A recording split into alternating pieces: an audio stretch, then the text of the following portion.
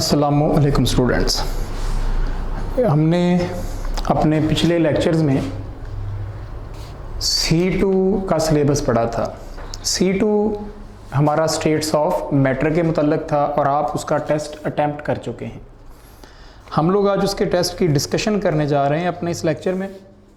तो पेपर आपके सामने है, उसको ज़रा देखते जाएंगे। पहला क्वेश्चन हमारे पास है, विच स्टेटमेंट इज़ करेक्ट? कौन सी स्टेटमेंट बिल्कुल दुरुस्त है? सॉलिड्स है वाइब्रेशनल एंड ट्रांसलेशनल मोशंस, ये गलत है क्योंकि सॉलिड में सिर्फ वाइब्रेशनल मोशन होती है। गैसेज हैव डेफिनेट वॉल्यूम, ये भी गलत है क्योंकि इनका डेफिनेट वॉल्यूम नहीं होता है। Evaporation and diffusion of liquid is due to the motion of molecule, और ये बात बिल्कुल दुरुस्त है, हमने सही बतानी थी। तो चार्ली ऑप्शन हमारा यहाँ पर आंसर बन रहा है। ठीक है जी। उसके बाद दूसरा सवाल है, the particle motion in solids, solid में कौन सी मोशन एग्जिस्ट करती है? और हम इसका आंसर क्या करते हैं, solids have only vibrational motions. ठीक है, क्योंकि सॉलिड में रोटेटरी या ट्रांसलेटरी मूवमेंट नहीं हो सकती, दे कैन जस्ट वाइब्रेट। तो आंसर बनेगा बच्चों बीटा ऑप्शन के solids have only vibratory movements. Question number 3 है जी, which gas contain the same number of molecules as 9 grams of water. अब जो थर्ड क्वेश्चन है उसमें आपको जो मैस ऑफ वाटर दिया गया वो बच्चों कितना है, 9 ग्राम्स। तो इसके मोल्स जब आप निकालोगे तो वो निकलेंगे 0.5 मोल्स। ठीक है, ये मोल्स आए हैं वाटर के 0.5। तो आपने देखना है कि जो गिवन अमाउंट है इसमें किसके 0.5 मोल्स हैं। अल्फा ऑप्शन देखोगे 2 ग्राम हाइड्रोजन 1 मोल है, beta option 40 gram nitrogen 0.5 mole है। तो प्रोबेबली ये इसका आंसर बन जाएगा, but still you can see about Charlie and delta. Charlie में क्या है, 32 grams of oxygen is equal to 1 mole and 44 grams of CO2 is also equal to 1 mole. तो हमारा आंसर सिर्फ क्या रहेगा यहाँ पर, बीटा ऑप्शन, क्योंकि उसमें भी हाफ मोल है। क्वेश्चन नंबर 4 है, at STP volume of 1 mole of an ideal gas is 22.414 decimetre cube, but if the pressure required in pascals then the volume comes out to be. ठीक है ना। Question number ये बच्चों मैं लिख रहा हूं आपके सामने 4, जिसमें उसने हमें दिया है कि वॉल्यूम ऑफ गैस कितना है, 22.414 डेसीमीटर क्यूब है जब प्रेशर को पास्कल्स में मेजर किया जाए। और अगर उसने ये कहा है कि प्रेशर को हम मेजर कर लें, प्रेशर को मेजर किया जाए एटमॉस्फेयर में, और अगर प्रेशर को पास्कल या न्यूटन पर मीटर स्क्वायर में मेजर करें तो वॉल्यूम को आपको किस में बदलना है, मीटर क्यूब में, क्योंकि मीटर क्यूब क्या है, सिस्टम इंटरनेशनल है, और ये भी क्या है, सिस्टम इंटरनेशनल है। तो ये चेंज जब करेंगे 1000 पे डिवाइड करके, तो ये वैल्यू 1000 पे डिवाइड होने से 0.022414 मीटर क्यूब आ जाएगी। This will be your answer, Charlie option बनेगा। देन क्वेश्चन नंबर 5 है, जिसमें उसने लिखा है कि which of the following is an example of molecular solids, zinc sulphide and magnesium oxide. Alpha और बीटा में जो दो ऑप्शन हैं ये दोनों आयनिक सॉलिड्स हैं। आइस मॉलिक्यूलर सॉलिड है और जो ग्रेफाइट है ये कोवेलेंट सॉलिड है। हम अपने प्रीवियस लेक्चर में ये दोनों एग्जांपल्स दो अलग अलग कैटेगरीज में पढ़ चुके हैं। तो यहाँ पर क्वेश्चन नंबर 5 का आंसर बच्चों बनेगा आइस, क्योंकि हमने पढ़ा था कि मॉलिक्यूलर सॉलिड्स वो होते हैं जिनमें इंटर मॉलिक्यूलर फोर्सेस उनके सॉलिड होने के लिए रिस्पॉन्सिबल होती हैं, और आइस के सॉलिड होने की जिम्मेदारी हाइड्रोजन बॉन्डिंग लेती है। तो इसलिए आइस मॉलिक्यूलर सॉलिड में आएगा। Question number 6, when an ideal gas undergoes unrestricted expansion no cooling occurs. अच्छा, अब ये ना एक टर्म हमने पढ़ी है अपनी प्रीवियस नॉलेज से, जाउल थॉमसन इफेक्ट, कि अगर कंप्रेस्ड गैस को आप सडनली एक्सपेंड करवा दें तो कूलिंग हो जाती है। ठीक है, यहाँ पर उसने उससे रिलेट करके एक बात लिख दी है कि अगर कोई आइडियल गैस है और हम उसको एक्सपेंड करवा देते हैं बगैर किसी कंडीशन के, बस अनरिस्ट्रिक्टेड, तो क्या होता है, कोई कूलिंग नहीं होती। ऐसा क्यों होता है? और उसकी वजह क्या है कि गैस के मॉलिक्यूल में कोई फोर्स ऑफ अट्रैक्शन ही नहीं थी जब वो आइडियल थी, तो इसलिए यहाँ पर ऐसी कोई सिचुएशन आपको नज़र नहीं आएगी कि उनकी एनर्जी में चेंज आए। ठीक है, तो आंसर क्या बनेगा, beta option, exert no attractive forces on each other. आगे क्वेश्चन नंबर 7 है, if the volume of container is 4 decimetre cube and volume of gas is 0.1 decimetre cube. ठीक है ना। अब जो ये है क्वेश्चन नंबर 7, आपको उसने दे दिया है V of vessel 4 decimetre cube और V सब M आपको दिया गया है 0.1 डेसीमीटर क्यूब। तो volume available to gas molecules, अब जो होता है ना V फ्री, ये बराबर होता था V of vessel minus small b, और ये मैं इधर लिख दूं अगर कि स्मॉल b बराबर होता था 4 times of V sub m के, तो स्मॉल b क्या आ जाएगा 4 इंटू 0.1, तो आंसर आ गया 0.4। तो यहां से क्या आ जाएगा V ऑफ वेसल कितना है 4 माइनस स्मॉल b कितना आया हुआ है 0.4, तो आंसर क्या निकलेगा आपका 3.6। चार्ली ऑप्शन आंसर आ जाएगा। The units of coefficient of attractive forces क्या होते हैं, आंसर है चार्ली। ये बात हमने कल के लेक्चर में पढ़ी थी कि वंडरवॉल्स इक्वेशन में जो स्मॉल a है उसके यूनिट्स क्या होते हैं। आगे क्वेश्चन नंबर 9 है, the temperature at which the volume of gas will become twice of what it is at 0 degree centigrade at a constant pressure, और आंसर निकलेगा 546 केल्विन। ठीक है। अब जो टेम्परेचर है ना किसी भी गैस का जो डबल हो जाएगा किसके, 0 के, 0 डिग्री का मतलब है 273 केल्विन, तो उसका डबल करोगे तो 546 आ जाएगा। चार्ली ऑप्शन इसका भी आंसर बनेगा। उसके बाद क्वेश्चन नंबर 10 है, if it is possible to maintain the temperature of -273 तो then there may be present. क्या होगा अगर हम एब्सोल्यूट 0 को मेंटेन करने में कामयाब हो जाते हैं, 0 केल्विन ले आते हैं, तो हम सोचते हैं कि उससे पार्टिकल में क्या रहेगी, ट्रांसलेटरी मोशन रहेगी, रोटेशनल मोशन बाकी बचेगी, सिर्फ वाइब्रेशनल मोशन बचेगी। ऐसा कुछ भी नहीं होगा। आंसर है डेल्टा ऑप्शन, क्योंकि हम ये कहते हैं कि ये वो टेम्परेचर होगा जहां पर काइनेटिक एनर्जी 0 हो जानी चाहिए और मॉलिक्यूलर मोशन सीज कर जानी चाहिए।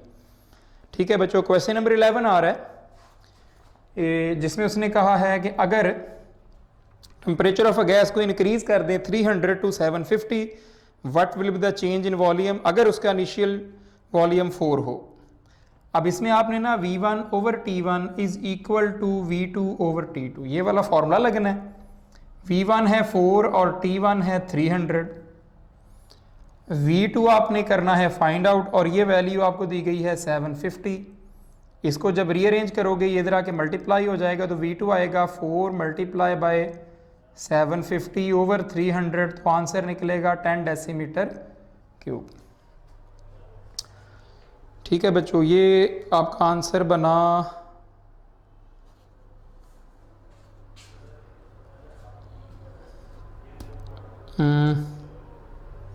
डेल्टा। ठीक है। आंसर आपका क्या आ जाएगा, डेल्टा ऑप्शन आ जाएगा। क्वेश्चन नंबर 12 है, the value of absolute 0 in terms of Fahrenheit, और आंसर बनेगा बीटा ऑप्शन। क्वेश्चन नंबर ना 12 जो है उसमें आपको कहा गया है कि फॉर्मूला आपके पास है F बराबर होता है 9/5C प्लस 32 के, और एब्सोल्यूट 0 का मतलब है -273, तो 9/5 -273 प्लस 32, इसको आप जब करोगे सॉल्व तो आपके पास आंसर निकलेगा। अब जरा आप ऑप्शंस देखें, अल्फा ऑप्शन में 468 वैल्यू है लेकिन वो प्लस में है, बीटा ऑप्शन में -460 के करीब वैल्यू आ रही है, चार्ली में प्लस वैल्यू है, और डेल्टा में -300 है। तो जो मोर क्लोजेस्ट वैल्यू आपको यहां से नजर आएगी ना वो ये -460 वाली होगी, क्योंकि पहली तो बात है -459.4 डिग्री फारेनहीट। पहली तो बात है कि वैल्यू नेगेटिव आनी है, क्योंकि ये आप इस डिजिट को ही सोच लें तो यहां से आंसर बहुत बड़ा आना है इसके मुकाबले में। ठीक है। तो इसलिए ना, और इसको आप 9/5 की बजाय इसको आप सोचें कि ये 1.8 लिखा हुआ है, इसको डिवाइड करोगे ना ये आता है। आप सोचो कि इसका एग्जैक्ट डबल होता तो ये वैल्यू क्या होनी थी 546, ये 1.8 टाइम है तो वैल्यू किसके बराबर होगी 490 492 इसके करीब करीब होगी, यानी कि 546 से थोड़ी कम होगी वैल्यू। ठीक है। अब उसमें से आपने 32 सब्ट्रैक्ट करोगे तो 460 के करीब करीब आपका आंसर आना है। आप इस तरह से इसको सोच सकते हैं। आगे जी क्वेश्चन नंबर हमारे पास आ रहा है 13, effect of hydrogen bonding seems to be more prominent in water as compare to HF, even fluorine is the most electronegative element. ये बात हम कल डिस्कस करते रहे हैं कि water has a double chance of hydrogen bonding than HF, तो इसलिए आंसर इसका आपके पास डेल्टा ऑप्शन आएगा। Question number 14, industrial purification of glycerine, its boiling point is reduced from 290 to 210 bye, कैसे डिक्रीज करते हैं ये भी हमने कल डिस्कस किया था बॉइलिंग पॉइंट के टॉपिक में। वैक्यूम डिस्टिलेशन इसका नाम रखा था, और इसे डिक्रीजिंग प्रेशर, हम उसका एक्सटर्नल प्रेशर डिक्रीज करके क्या करते हैं, बॉइलिंग पॉइंट को रिड्यूस कर लेते हैं। आंसर बीटा ऑप्शन है। क्वेश्चन नंबर 15 है जी, mention the correct order of strength of forces. ये भी बात हम कल कर रहे थे कि इनमें से जो यहां पर लिखी गई हैं, हर ऑप्शन को बारी बारी देखने की बजाय, मतलब आप सारी ऑप्शन पे गौर बाद में करें। मेरा जाती ख्याल है कि इसको सॉल्व करने का तरीका है कि ऑर्डर खुद बना लें। मसलन मुझे नजर आया कि ऑप्शन में हाइड्रोजन बॉन्डिंग है तो वो सबसे टॉप लिस्ट पे होगी, क्योंकि किसी कोवेलेंट बॉन्ड या किसी बॉन्ड का प्योर का जिक्र नहीं हो रहा। फिर उसके बाद डाइपोल डाइपोल फोर्स होनी चाहिए, और सबसे एंड पे लंडन डिस्पर्शन फोर्स होनी चाहिए। तो आंसर इसका बन जाना चाहिए बीटा ऑप्शन। ठीक है जी। क्वेश्चन नंबर 16 है, which has the least boiling point, answer should B beta. HCl, HF में हाइड्रोजन बॉन्डिंग है, और बाकियों में जब ग्रुप में ऊपर से नीचे आते हैं ना, तो उनका डिस्पर्शन फोर्स बढ़ने से उनके अंदर जो है ना, यू कैन से कि इंटरमॉलिक्यूलर फोर्सेस स्ट्रांग हो जाती हैं, लंडन डिस्पर्शन फोर्सेस। तो इसलिए मोर प्रोमिनेंट आंसर HCl होगा, जो कि मोस्ट वोलेटाइल या लीस्ट बॉइलिंग है। आगे क्वेश्चन नंबर है 17, volume is directly proportional to the moles of a gas at a given condition. इसे हम कहते हैं एवोगैड्रोस लॉ ऑफ गैसेस, जो हमने पढ़ा था कि गैसों का वॉल्यूम उनकी अमाउंट या नंबर ऑफ मोल्स के डायरेक्टली प्रोपोर्शनल होता है। आगे क्वेश्चन नंबर 18 है, if temperature of 8 decimetre cube methane was increased from 100 to 200। बड़ा सिंपल है कि टेम्परेचर को डबल कर दिया तो वॉल्यूम डबल हो जाना है, कुछ भी सॉल्व नहीं करना, आपका आंसर 16 है। यानी कि टेम्परेचर को आपने डबल किया है तो सिर्फ वॉल्यूम को डबल करके आंसर लिख देना है आपने, क्योंकि टेम्परेचर केल्विन में दिया हुआ है। लेकिन अगर ये टेम्परेचर दिया होता ना बच्चों डिग्री सेंटीग्रेड में, तो फिर ऐसा नहीं होना था। फिर आपको जो क्वांटिटेटिव वाला मैंने फॉर्मूला लिखवाया था, आपने वो वाला फॉर्मूला लगा के इसका आंसर कैलकुलेट करना था। ये बात बड़ी जरूरी है याद रखना कि जब जब भी आपको गैस के वॉल्यूम पर टेम्परेचर की वेरिएशन को स्टडी करना है, तो आप कभी भी वहां पर टेम्परेचर डिग्री सेंटीग्रेड वाला नहीं यूज कर रहे होंगे। अगर डाटा में दिया गया है तो या उसको कन्वर्ट करके देखें, या फिर उस पर आप लगा दें डायरेक्ट वही वाला फॉर्मूला जो क्वांटिटेटिव डेफिनेशन में दिया गया था। क्वेश्चन नंबर 19 है जी, among the plots of P versus V for an ideal gas at constant temperature given below, कौन सा बॉयल्स लॉ को कॉरस्पॉन्ड करता है।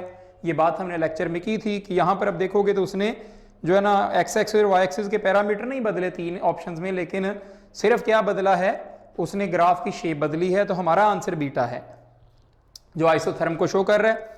क्वेश्चन नंबर 20 है, how should the condition be changed to prevent the volume of a gas from expanding when its mass is increase. वो कहता है जी condition को कैसे चेंज किया जाए कि उसका मैस जो है ना इंक्रीज करने के बावजूद वॉल्यूम ना बढ़े। तो हम इसके आंसर में लिखेंगे टेम्परेचर को लो कर दें और प्रेशर को हाई कर दें। आपका आंसर आ जाएगा अल्फा ऑप्शन। क्वेश्चन नंबर 21 आ रहा है, layers of carbon atoms in graphite are held together by obviously additional forces से, जिन्हें वंडर वॉल्स फोर्सेस कहते हैं। कोवेलेंट बॉन्ड्स नहीं हैं, कोऑर्डिनेट कोवेलेंट बॉन्ड भी नहीं है, और आयनिक बॉन्ड भी नहीं है। तो क्वेश्चन जो है ना यहाँ पर 21 इसका आंसर था beta option, wonder walls forces. Question number 22 आ रहा है, among the following which is not a crystalline solid. बड़ा आसान सवाल है, और जाहिर है जो चार ऑप्शन लिखी गई हैं, amorphous solid, metallic solid, covalent solid, molecular solid, इनमें से अमॉर्फस सॉलिड ही, अमॉर्फस का नाम ही शेपलेस होता है। ठीक है, तो वहां से ये हमने टर्म ली थी। अलबत्ता अल्फा ऑप्शन आंसर है। Compressibility factor for ideal gas कितना होता है, हमने पढ़ा हुआ है कि इसकी वैल्यू हमेशा 1 रहती है। अगर 1 नहीं रहेगी तो गैस आइडियल नहीं रहेगी। क्वेश्चन 24 देख लेंगे। 24 क्वेश्चन में जो फॉर्मूला यूज होना है वो काइनेटिक इंटरप्रिटेशन वाला है, 3RT/n सब a 2n सब a, ये E सब k काइनेटिक एनर्जी कैलकुलेट करने का फॉर्मूला होता है। और उसने सिर्फ आपको जो है ना वो टाइम गुजारने के लिए कह दिया कि आप सपोज कर लें कि R की वैल्यू भी है वो एवोगैड्रोस नंबर के बराबर है।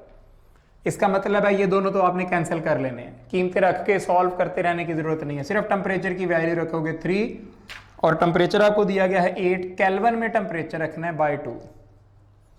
ठीक है, इसको सॉल्व कर लेंगे तो आपके पास आंसर 12 आ जाएगा। चार्ली ऑप्शन आंसर है, which is absolute temperature question number 25 है, और ऐसा क्वेश्चन आ चुका है, यूएचएस में तो नहीं आया लेकिन नस्ट में उस साइड पर जो है ना इंजीनियरिंग वालों को आया हुआ है। विच इज़ एब्सोल्यूट टेम्परेचर, और आंसर है डेल्टा। यहाँ पर कुछ भी नहीं करना सिवाय इसके कि आपने देखना है कौन सा टेम्परेचर केल्विन में दिया हुआ है। ठीक है जी। क्वेश्चन नंबर 26 है, pressure exerted by the gas is 3 atmosphere, और इंटरमॉलिक्यूलर फोर्सेस की वजह से जो रिडक्शन आई है वो 0.2 एटमॉस्फेयर है। तो अगर गैस आइडियल होती तो वो कितना प्रेशर लगाती।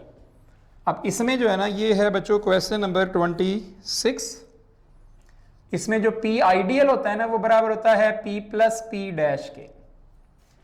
P की वैल्यू हमें दी गई है 3 और रिड्यूस प्रेशर की 0.2 है, सिर्फ जमा कर लोगे 3.2 एटमॉस्फेयर इसका आंसर आ जाएगा। आगे क्वेश्चन नंबर 27 है, observe pressure is almost equal to ideal pressure for a real gas अगर वैन डर वाल्स कांस्टेंट क्या हो। चार्ली ऑप्शन आंसर हैं कि वो दोनों ही बहुत स्मॉल नेग्लिजिबल हो जाएं। क्वेश्चन नंबर 28 है, calculate the exerted pressure by 32 grams of marsh gas having volume this one at 0 degree centigrade.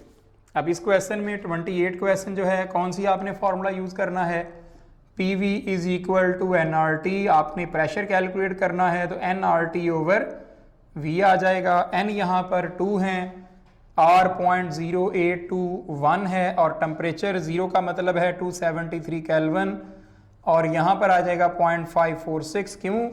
क्योंकि ये वैल्यू किस में दी हुई है, एटमॉस्फेयर के यूनिट्स में, तो हमें वॉल्यूम को सेंटीमीटर क्यूब से बदलना पड़ेगा डेसीमीटर क्यूब में।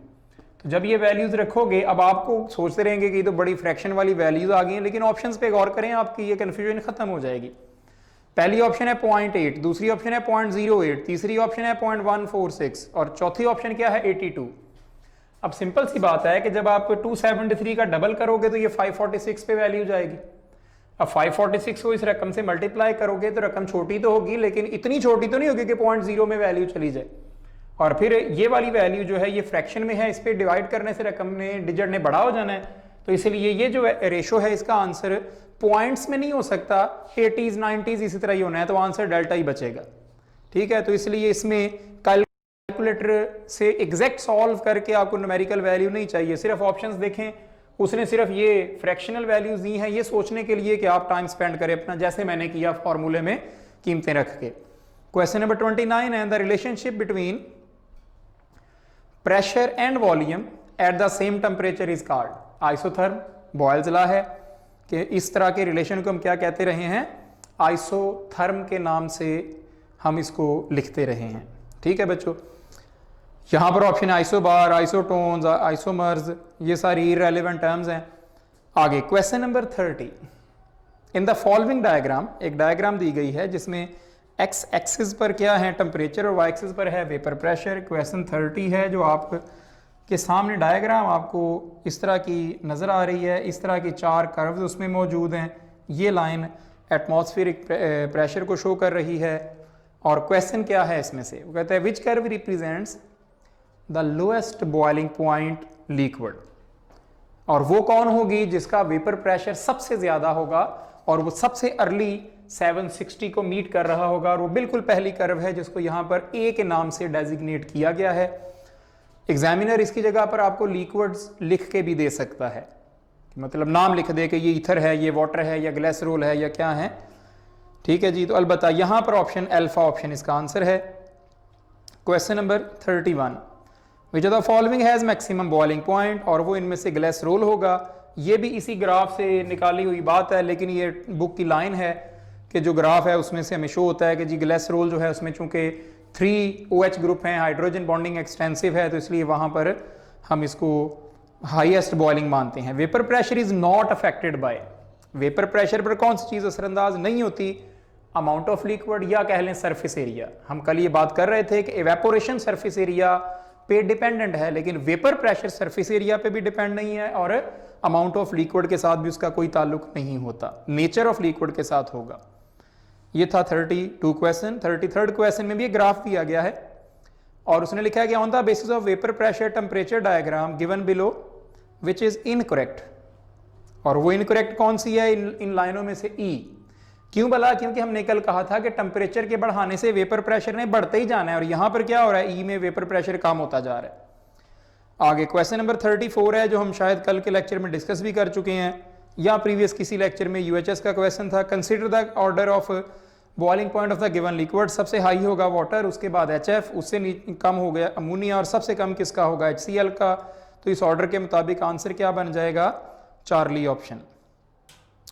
आगे जी क्वेश्चन नंबर 35 है, the coordination number of sodium in sodium chloride is. ये कल हमने पढ़ा था कि जी कोऑर्डिनेशन नंबर क्या होता है, किसी एक पॉजिटिव के गिर्द जितने नेगेटिव या नेगेटिव के गिर्द जितने पॉजिटिव आयन उसको सराउंड करते हैं वो इसका कोऑर्डिनेशन नंबर कहलाता है। और सोडियम क्लोराइड के केस में ये 6 है, सोडियम का भी और क्लोराइड का भी।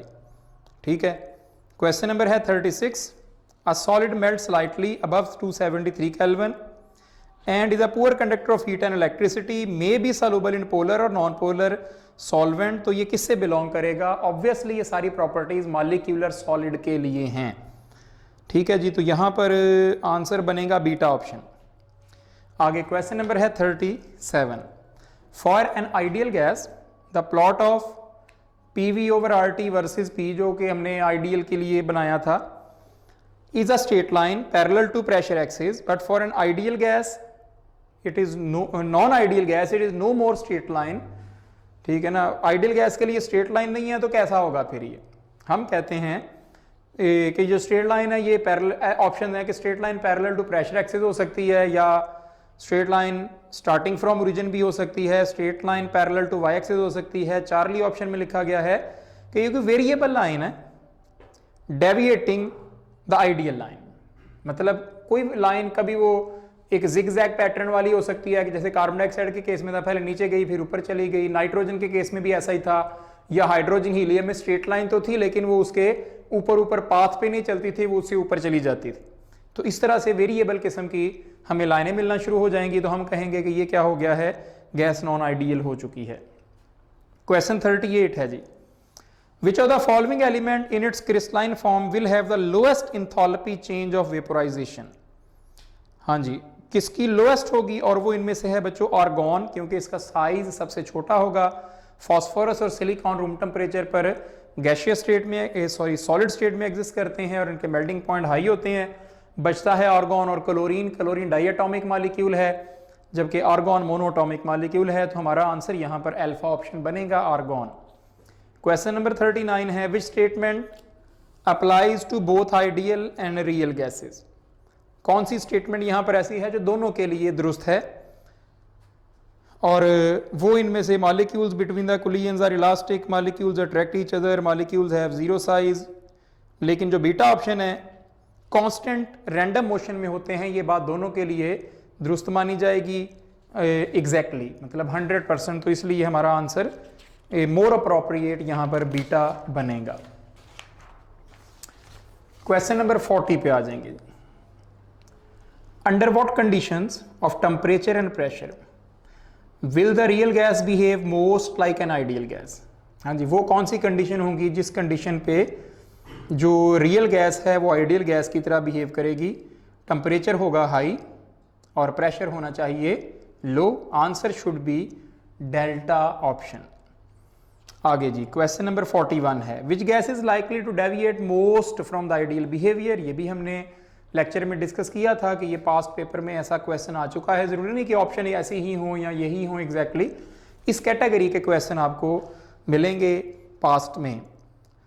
ठीक है जी, अब आंसर यहां पर है HCl, क्योंकि ये एग्जैक्टली पोलर है। बाकी हीलियम, मीथेन या नाइट्रोजन ये चूंकि पोलर नहीं है, तो इसलिए ये सारी जो है ना ये ज्यादा डेविएट नहीं करेंगी। क्वेश्चन नंबर है 42, which graph is correct for a given mass of an ideal gas at constant pressure. Pressure constant होने का मतलब क्या है, और ग्राफ में आप देखोगे वॉल्यूम टेम्परेचर का रिलेशन है, तो उसने नाम गायब करके चार्ल्स लॉ लिख दिया हुआ है, और आपका आंसर होगा चार्ली ऑप्शन, जो कि चार्ल्स लॉ की एग्जैक्ट ग्राफिकल फॉर्म है। क्वेश्चन नंबर है 43। ठीक है जी, उसने लिखा है इसमें, if absolute temperature and pressure of a gas both are doubled, तो वॉल्यूम को क्या होगा।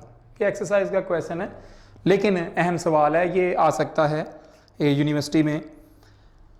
यहां पर क्या होगा, अनचेंज्ड, क्योंकि आपने प्रेशर को भी डबल कर दिया और टेम्परेचर को भी डबल कर दिया। जब प्रेशर को डबल किया तो उसे क्या होना था, वॉल्यूम ने हाफ, टेम्परेचर को डबल किया तो वॉल्यूम ने हो जाना था डबल, तो दोनों एक दूसरे के इफेक्ट को कैंसिल कर चुके हैं।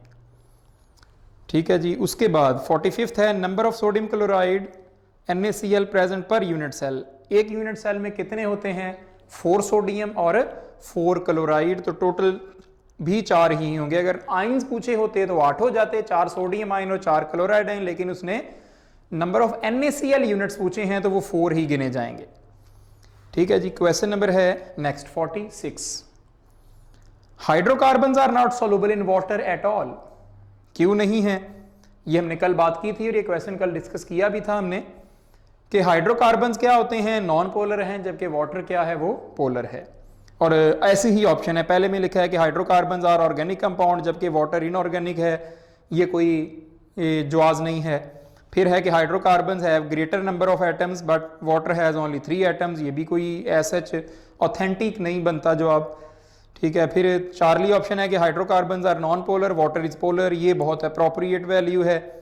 और डेल्टा में इसको उलट कर दिया गया है कि हाइड्रोकार्बन्स आर पोलर जबकि वाटर, ये तो बिल्कुल गलत है, तो चार्ली ऑप्शन ही प्रॉपर था।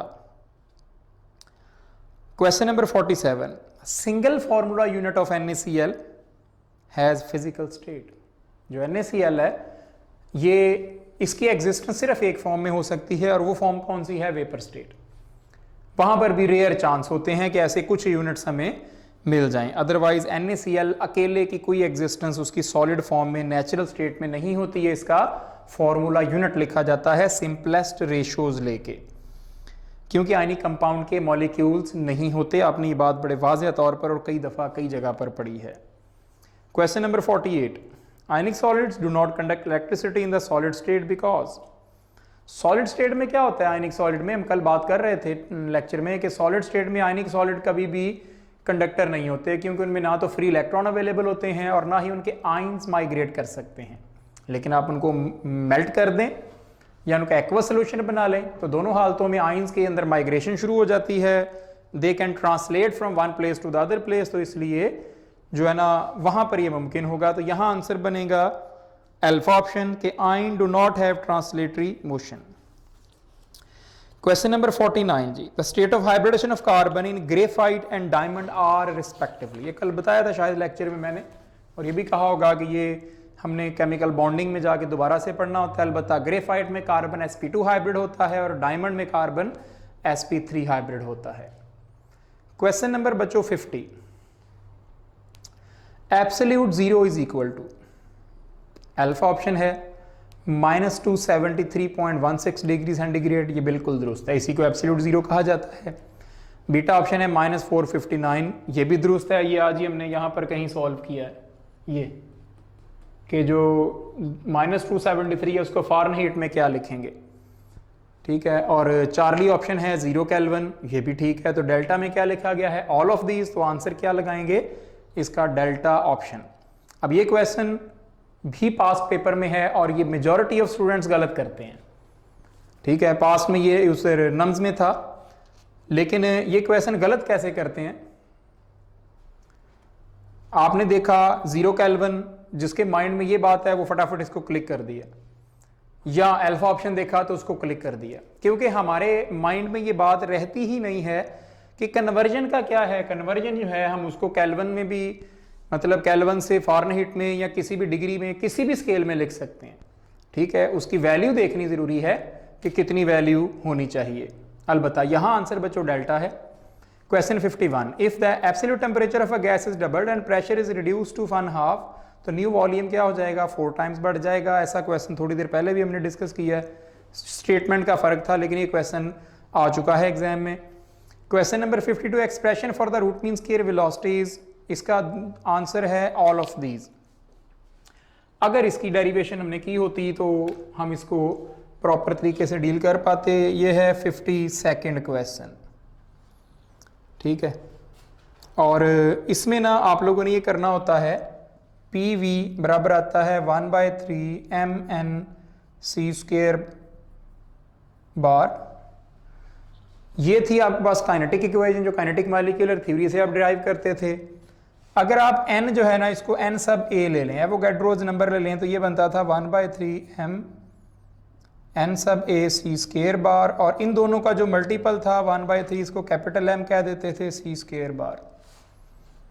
तो यहाँ से c स्क्वायर बार एक तरफ रख के जब उधर लेके जाओगे ना तो ये बनेगा 3pv ओवर कैपिटल M, और इसका स्क्वायर रूट ले लोगे। एक तो ये फॉर्म हो सकती है हमारे पास जो कि आपको बीटा में नज़र आ रही है, ठीक है। फिर जो pv है ना 1 मोल के लिए बराबर होता है RT के, तो c स्क्वायर बार किसके बराबर, इसे रूट मीन स्क्वायर वेलोसिटी कहेंगे, ये आ जाएगा 3RT ओवर M का स्क्वायर रूट, ठीक है। और अगर आप यहाँ से ये जो v है इसको उठा के इधर ले आओगे, m ओवर v डेंसिटी होता है, तो इसलिए ये सारी ऑप्शन बन जाएंगी, ऑल ऑफ दीज आंसर आ जाएगा। क्वेश्चन नंबर 53 है कि which has the highest boiling point, और ये क्वेश्चन इसी पेपर में थोड़ी देर पहले डिस्कस हुआ है, लेकिन वहाँ लोएस्ट था और लोएस्ट का आंसर हमने लगाया HCl, तो हाईएस्ट का क्या लगाएंगे HF। वजह क्या है कि HF में होती है हाइड्रोजन बॉन्डिंग, जबकि HCl, HBr और HI के मतलब माना जाता है कि इनमें क्या होती है, इनमें वीक डिस्पर्शन फोर्स प्लस इनमें डायपोल डायपोल फोर्स की कुछ किस्म हो सकती है, ठीक है। उसके बाद 54 क्वेश्चन जी, तो यहां पर आंसर 53 का क्या है, अल्फा ऑप्शन लगाएंगे आप HF।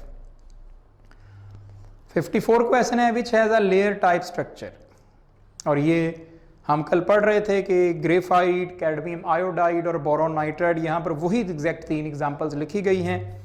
अगर ऐसा कोई क्वेश्चन यूएचएस पूछे जो नॉलेज बेस्ड है, तो वो ऐसे नहीं होता कि वो कहीं बड़ा टेबल से निकाल के तो वो बात ऐसी कोई हमसे पूछ ले, और क्वेश्चन अगर आए ऐसा तो वो कितने होते हैं, 1 या 2 क्वेश्चन किसी साल के पेपर में होते हैं। लेकिन हम लोग उस एक क्वेश्चन को मॉडल बना के अपने माइंड में इस बात पे परेशान रहते हैं और इस तरह की चीज़ों में अपने आप को उलझाए रखते हैं कि पता नहीं ये ऐसे क्वेश्चन आ गए तो हमारा क्या बनेगा, ठीक है। लेकिन इस पे एक कैलकुलेशन और दूसरा जो टेबल में बड़ी सारी वैल्यूज़ और बड़ी सारी चीज़ें होती हैं, इनको लेके बहुत ज़्यादा परेशान होने की ज़रूरत नहीं होती। जो टेबल आपको ज़रूरत होगी वो आपको साथ साथ बता दिया जाएगा कि ये आप लाजमी कर लें, ठीक है जी। क्वेश्चन नंबर 55 पे आते हैं।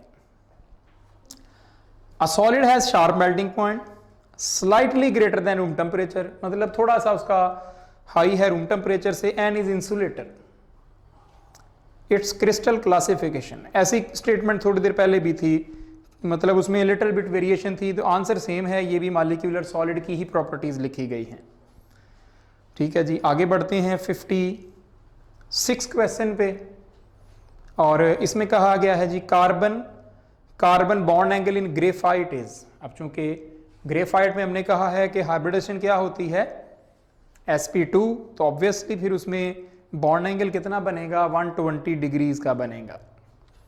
आगे 57 है 1 टॉर इज इक्वल टू, हमने जब कल एक लिस्ट बनाई थी यूनिट्स के रिलेशन की, तो ये वहां से क्वेश्चन है कि 1 torr is equal to 1 millimetre of mercury, क्योंकि हमने वहां लिखा था कल वाले लेक्चर में या परसों के लेक्चर में कि 760 torr is equal to 760 millimetre of mercury, तो it means 1 torr is equal to 1 millimetre of mercury. आगे क्वेश्चन नंबर 58, इसमें कहा गया है, बहुत आसान सा सवाल है कि coordination number of caesium in caesium chloride is, और इसका आंसर क्या निकलेगा 8। अब सोडियम क्लोराइड में इसी टेस्ट में हमने पढ़ा है और चैप्टर में भी है कि सोडियम क्लोराइड में सोडियम का कोऑर्डिनेशन नंबर क्या है 6, क्योंकि एक सोडियम के गिर्द 6 क्लोराइड थे और एक क्लोराइड के गिर्द 6 सोडियम थे। जबकि यहां पर हम कह रहे हैं कि कोऑर्डिनेशन नंबर सीजियम का क्या है, वो हमने लिख दिया 8 है।